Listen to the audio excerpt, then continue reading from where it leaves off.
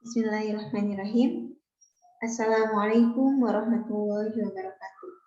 Alhamdulillahirabbil alamin wa bihi nasta'inu ala umuri dunya waddin wa ala alihi wa sahbihi ajmain.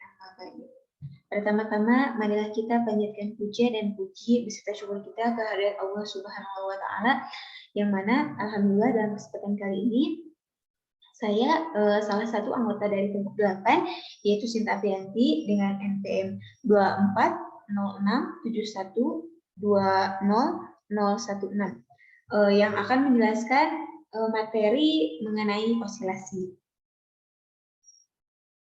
Dan tak lupa sholawat berbunyi salam semoga tetap tercurahkan kepada junjungan kita yakni Nabi besar Muhammad SAW, kepada keluarganya, kepada sahabatnya, kepada tabiin, dan mudah-mudahan tersampaikan kepada kita selaku umatnya. Amin ya Allah ya Rabbal alamin.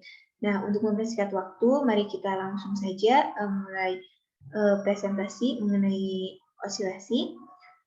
Sebelum itu, mari kita mulai presentasi ini dengan bacaan basmalah. Bismillahirrahmanirrahim. Nah, langsung saja ya. Di sini saya akan menjelaskan mengenai definisi osilasi. Nah, osilasi sendiri dapat didefinisikan sebagai suatu gerak bolak-balik suatu benda yang terjadi secara periodik gitu ya, atau berkala, yaitu gerak benda tersebut berulang pada selang waktu yang tetap menurut Sudojo 1999. Nah, osilasi ini adalah istilah lain dari sebuah pengumpulan kelistrikan. Dapat juga disebut dengan flicker atau gangguan yang mengubah bentuk gelombang menjadi sebuah gelombang yang rusak atau cacat. Nah, secara teknis sendiri, osilasi dibedakan menjadi dua jenis. Yang pertama ada osilasi harmonik sederhana, dan yang kedua ada osilasi harmonik teredam. Nah, apa sih itu osilasi harmonik sederhana? Osilasi harmonik sederhana dapat didefinisikan sebagai suatu gerak bolak-balik suatu benda dengan melalui titik keseimbangan tertentu dengan banyaknya getaran benda dalam setiap sekon atau getarannya itu selalu konstan gitu ya. Nah, dan yang kedua yaitu osilasi harmonik teredam. Nah, osilasi harmonik teredam ini merupakan suatu gerak benda yang dipengaruhi oleh gaya penghambat atau disebut dengan redaman ya, yang menyebabkan amplitudo osilasi berkurang secara perlahan terhadap waktu sampai nanti akhirnya berhenti. Nah, dapat dilihat ya ilustrasi di sini. Ini merupakan sebuah ilustrasi. Nah, dapat kita lihat bahwa ketika benda dengan berat tertentu ditempatkan pada ujung pegas dan kemudian ditarik sejauh A, lalu kemudian dilepaskan kembali, benda tersebut akan tertarik kembali dengan gaya pegas yang kemudian melewati X sama dengan 0 menuju A negatif, kemudian berbalik ke arah X sama dengan A negatif, dan kemudian kembali melewati X sama dengan 0. Nah, untuk yang selanjutnya, di sini saya akan menjelaskan osilasi LC kualitatif. Nah, secara waktu akan ada transisi yang sebelumnya energi yang tersimpan di C, kemudian berpindah ke L. Nah, yang nantinya akan memindahkan kembali energinya ke C kembali. Nah, untuk yang menjadi perbedaan di sini yaitu pada polaritasnya. Di sini polaritasnya itu terbalik berdasarkan fungsi waktu. Nah, dan ada juga perbedaan fasa arus dan tegangan fasa dari arah magnetik yang akan dikumparkan dari gambar di samping ya. Nah, energi yang tersimpan kapasitor itu berubah sesuai dengan waktu dan siklus naik turun, sehingga persamaannya dinyatakan dalam UE pangkat T sama dengan Q kuadrat dikali P per 2C. Dan juga UB pangkat T sama dengan LI kuadrat dikali T per 2. Nah, keduanya merupakan fungsi waktu, tapi jika dijumlahkan menjadi energi total yang tersimpan dalam suatu sistem adalah konstan, selama di dalam area tersebut tidak ada komponen yang mengimisikan energi, di sini UT sama dengan UE dikali T dan ditambah UB dikali T. Nah, untuk I dikali T sendiri itu sama dengan sin dikali WT. Untuk VR sama sin dikali WT ya. Sedangkan untuk PC dikali T yaitu sin dikali WT min 90 derajat. Dan untuk VL sendiri dikali T sama dengan sin dikali WT plus 90 derajat. Nah, yang untuk selanjutnya di sini saya akan menjelaskan tentang analogi listrik mekanik. Analogi listrik mekanik adalah sebuah representasi dari sebuah sistem mekanik sebagai suatu jaringan listrik. Nah, ini dikembangkan dengan mencari hubungan antar variabel dalam satu domain yang memiliki bentuk matematis yang identik dengan variabel domain lainnya.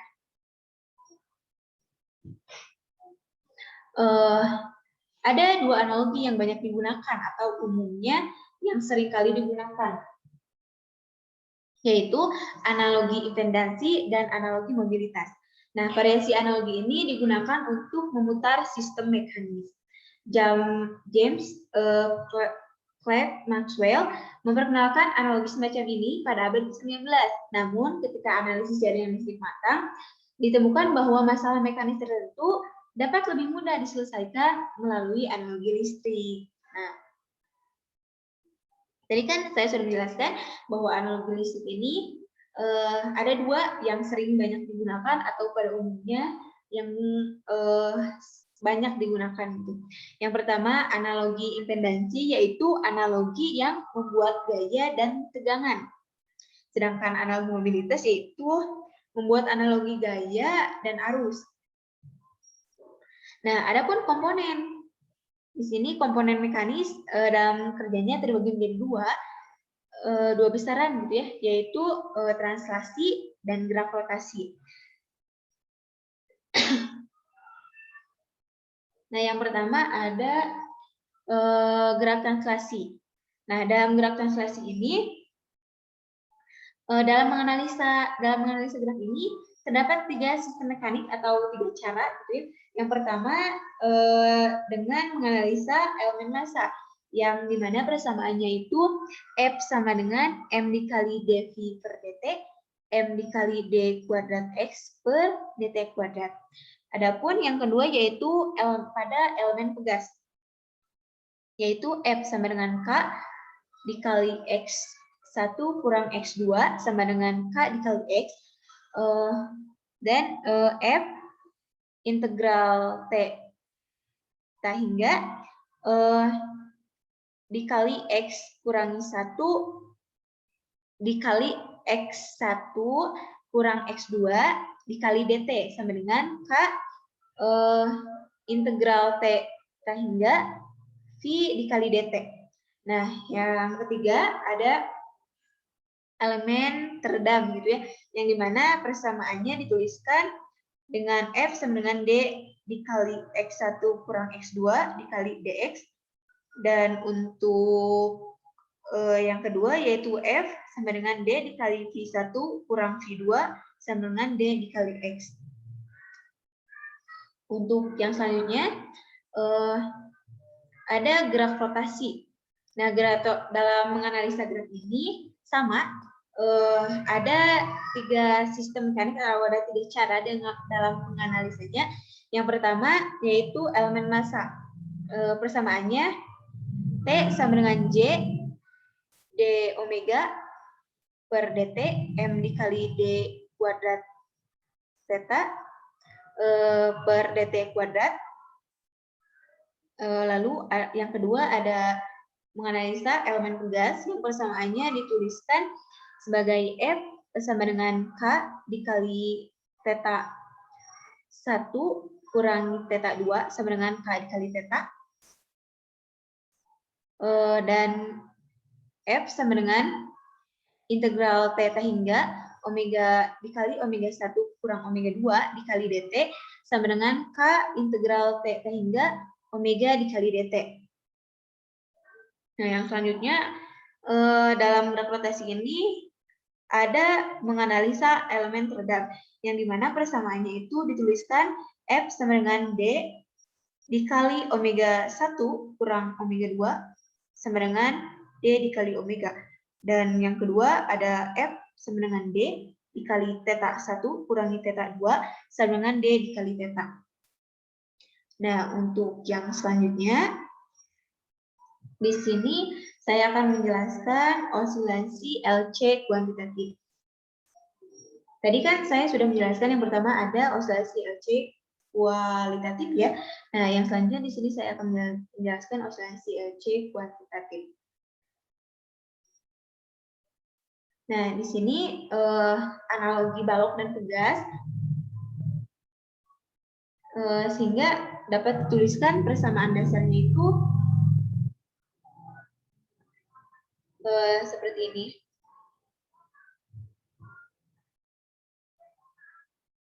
U sama dengan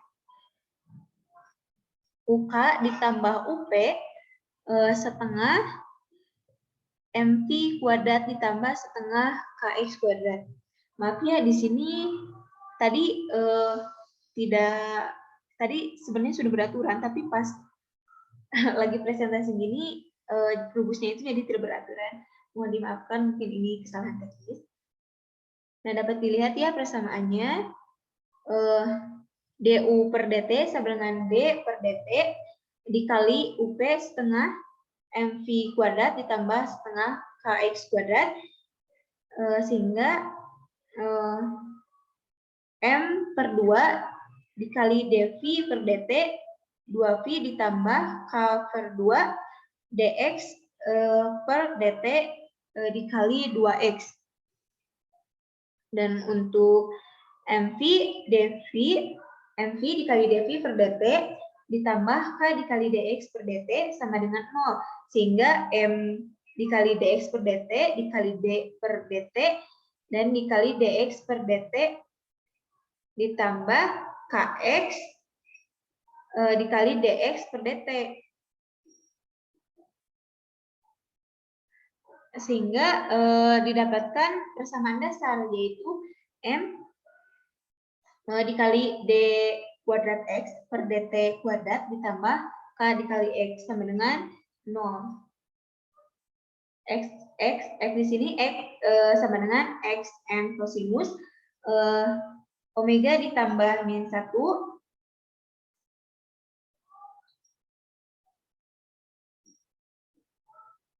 Nah, di sini juga dapat dilihat ada sebuah gambar gitu ya. Gambar ini menunjukkan pegas dan balok dalam keadaan setimbang. Ketika ditarik ke bawah sampai dengan titik maksimum akan naik ke atas. Nah, kemudian kembali lagi ke bawah. Perpindahan tersebut disebut X. Nah, ketika balok ditarik ke bawah akan terbentuk kurva. Sehingga mulai dari bawah naik ke atas. Nah, jika didorong dari atas maka kurva akan terbentuk dari atas ke bawah. Untuk yang selanjutnya yaitu osilasi RLC. Nah, osilasi RLC ini merupakan rangkaian yang terdiri dari sebuah resistor, kapasitor, dan induktor yang dihubungkan secara seri yang disebut dengan rangkaian RLC. Nah, dengan adanya di sini, sebagaimana diketahui bahwa resistor tidak menyimpan energi magnetik, maka energi total elektromagnetik U dituliskan dalam persamaan satu ya dapat dilihat sama dengan U sama dengan UB ditambah UE sama dengan LI per 2 ditambah Q kuadrat per 2C. Nah, untuk mentransferkan dalam bentuk energi panas yang mengakibatkan energi total melulu dengan laju transfer dilanjut dengan persamaan 2 yaitu DU per DT sama dengan min I kuadrat dikali R. Nah, dapat di sini dilihat ya ada gambar gitu ya. Di sana gambar itu menunjukkan dengan adanya resistor R Energi total elektromagnetik dari rangkaian di mana merupakan jumlah energi listrik dan energi magnet menurun menjadi sebagai fungsi dari waktu, karena sebagian dari energi ini ditransfer menjadi sebuah energi panas dalam resistansi. Akibat yang terjadi ketika arus menuju kehilangan energi, osilasi muatan listrik arus, maka osilasi dikatakan dalam keadaan teredam karena resistor tidak dapat menyimpan energi elektromagnetik. Ya, jadi energi total elektromagnetik dapat dituliskan dalam persamaan satu ini ya, yang tadi sudah saya jelaskan. Dan untuk mentransfer dalam bentuk energi panas menggunakan persamaan 2. Yang selanjutnya yaitu kita mendiferensialkan persamaan 1 terhadap persamaan 2. Sehingga memperoleh du per dt sama dengan li di per dt ditambah q per c dikali dq dt sama dengan min i kuadrat dikali r. Yang dimana i di sini merupakan dq per dt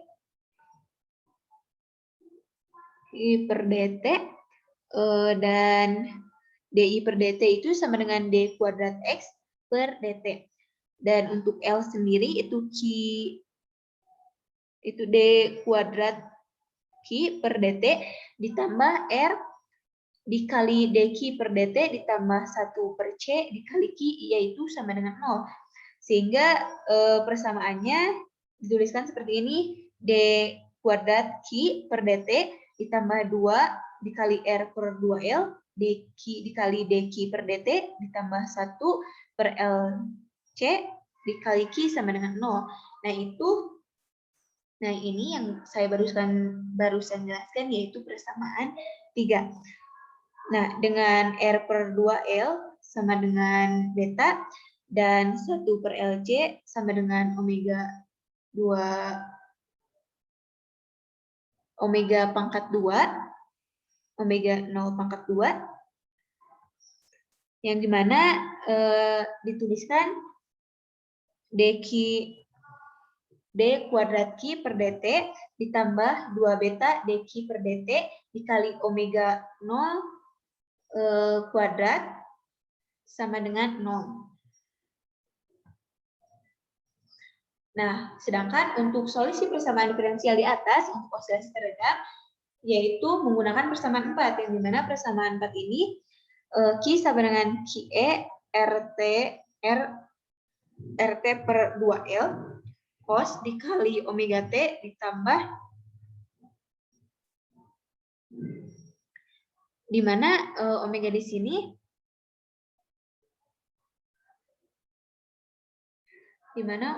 sini merupakan akar omega 0 kuadrat dikurangi R per 2L kuadrat, yang dimana itu merupakan frekuensi angular dari osilasi teredam. Sedangkan untuk omega 0 sendiri yaitu 1 per akar LC, yang dimana merupakan frekuensi angular dari osilasi tanpa teredam.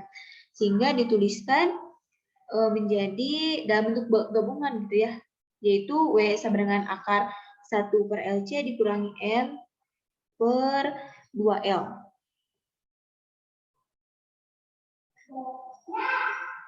Ya, dimana beta itu sama dengan R per 2L yang merupakan konstanta redaman rangkaian.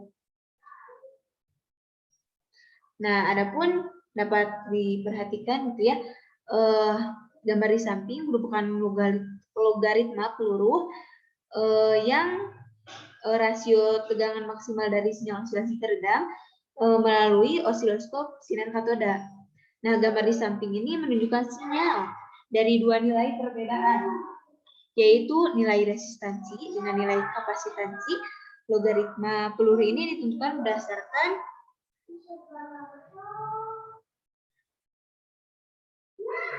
sama dengan in P1 per P2 sama dengan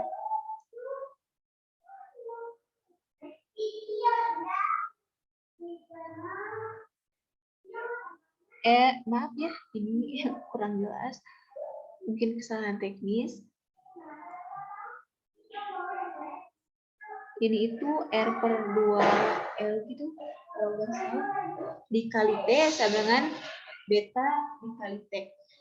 Nah, dengan pengukuran dari, dapat dilihat pada gambar ini, dengan pengukuran V1 dan V2, dari periode T, maka konstanta redaman itu baru dapat ditentukan. Gitu ya. Nah, ada pun contoh soal. Nah, di sini ada contoh soal rangkaian sederhana LHC seri, yaitu soalnya itu tentukan besaran tegangan maksimum yang dibutuhkan agar dihasilkan kuat arus maksimum sebesar 4A. Nah, di sini ada gambarnya ya. R sama dengan 60 ohm. XL diketahui 120 dan XC diketahui 40 ohm. Ditanyakan itu V maksimalnya ya, sehingga dijawab dengan persamaan ini, Y sama dengan R kuadrat ditambah XL dikurang XC kuadrat, yang dimana lalu nilai-nilai tadi dimasukkan sehingga mendapatkan hasil itu 100 ohm, yang dimana Pi maksimal ini sama dengan L maksimum gitu ya, maksudnya dikalikan 4 tadi ya yang ditanyakan, sehingga menghasilkan 400 volt. Jadi besaran tegangan maksimum yang dibutuhkan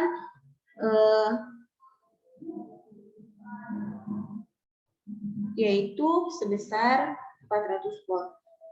Mungkin materi mengenai osilasi hanya itu saja yang dapat saya sampaikan. Mohon maaf bila banyak kesalahan. Maklum saya juga di sini masih tahap belajar ya. Mohon dimaklum dan mohon maaf juga pada rekan-rekan, pada ibu dan rekan-rekan sekalian. Dari saya cukup sekian. Billahi taufiq wal hidayah. Wassalamualaikum warahmatullahi wabarakatuh.